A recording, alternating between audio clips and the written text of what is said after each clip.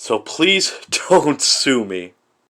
Pieces and Gemini, A Case of Vanishing Stars, a Zula adventure book.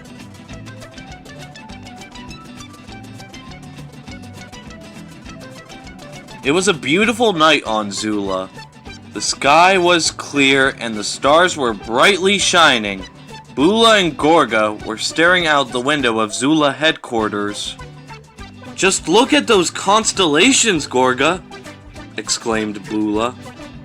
"See, there's Gemini the twins, and over there is Pieces of Fish."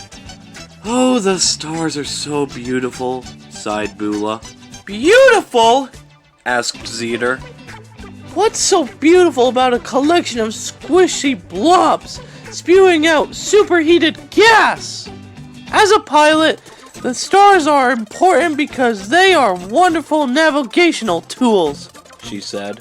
"Correct," said Molto. "This book I'm reading explains that for thousands of years, travelers used constellations to navigate by land and by sea. But obviously, we have sophisticated computers and satellites, which are much more accurate and reliable," added Zeter. "And that reminds me, Bula," said Zeter. "I need your signature on the patrol flight plan coordinates." Zeter entered some figures into the control console. In a few seconds, the console beeped and out came a printout. Zeter tore off the paper and read out and offered it to Bula.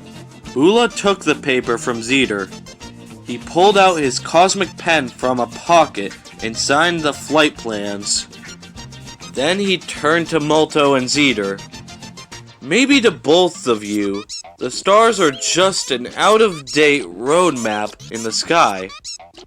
But to me, they're also really beautiful." Meanwhile, in another part of outer space, the dastardly villain Dark Truder and his hairpiece partner Traxie were up to no good as usual. "I have a foolproof plan this time, Traxie," said Dark Truder. "Another plan to spread gloom and doom?" she asked. "Precisely!" exclaimed Dark Truder excitedly. "I am going to convince the constellations, Gemini the twins, Pieces of Fish, to help me put the Zula Patrol out of business," he said.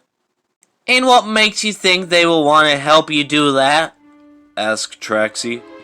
"Well," said Dark Truder, "they are constellations, which means they are made up of stars. So I will appeal their vanity to get them to cooperate. Just watch," he said. Dark Truder disguised himself as an intergalactic talent scout, a big movie star agent. "I have to look the part," he said to Traxie. So he put on a red beret and sunglasses, then he projected himself as a hologram right in front of the Gemini twins. "Hey," he said to them, "Gemini is my favorite constellation. In fact, I'm a Gemini. If you help me defeat the Zula Patrol, then I will make you a deal. I'll get your pictures on cereal boxes. I'll get you appearances in TV commercials. In fact, I'll get you in your own TV show. Maybe I can even get you into movies, perhaps a double feature." He laughed. "Get it? Double feature? And you are twins?" The Gemini twins were quite flattered. They really wanted to be movie stars. They just didn't feel important being plain old constellation stars. So they looked at each other, then at Dark Truder, and at the same time, they both nodded yes. "We will help you to fight the Zula Patrol," they said. Dark Truder was very excited. Now all he had to do was get Pieces to assist him, and he would have enough help to take over Zula, and then the universe. Darktruder approached Pieces, the constellation whose stars form a pattern of two fish sharing the same tail.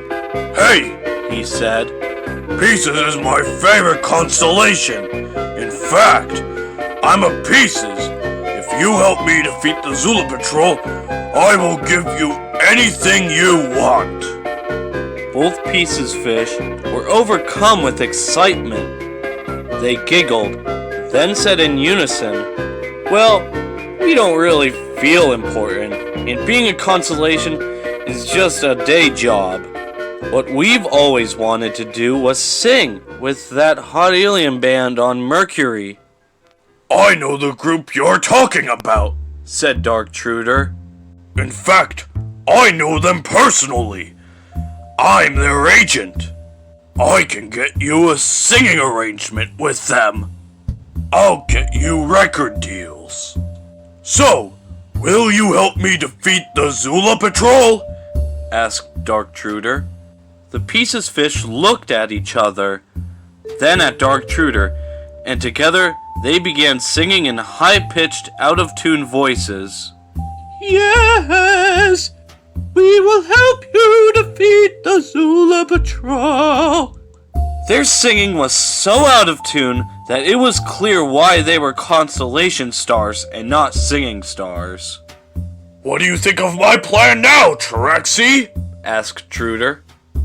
Gemini and Pieces have both agreed to help me. Well, they don't look very scary. You're gonna have to disguise them, she said.